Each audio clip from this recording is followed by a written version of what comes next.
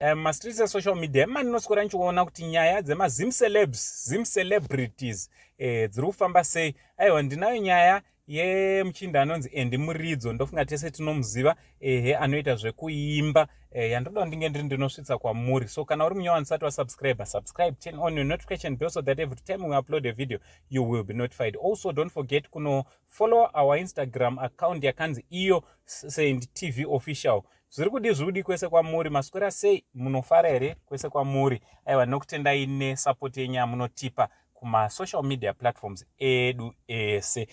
So nyaya ndauya nayo AndyMuridzo iri kupisa mastreets esocial media.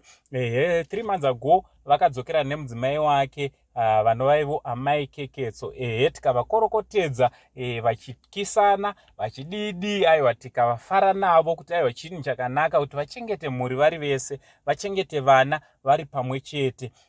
But zviri kunzi AndyMuridzo zuro rino manje ari kunzi akabva abata messages amai keketso vachiratidza kuti vakanga vachitaura neboyfriend kana nechikomba. Chinova chinhu chinorwadza zvikuru, chinoshungurudza. Chiri kurwadza kunyange naAndyMuridzo kutaura kunoku kuti mudzimai wake vanga havana kana 3 months kutoita futi zvezvikomba. Chinova chinhu chinorwadza. Handiti apa vari kunzi vari kumhanya nemuchinda akanga arimbori manager wake here AndyMuridzo or what. Ndo zvinonetsa zvikuru zvinhu zvacho, unotoshaura kuti zvinombofamba sei.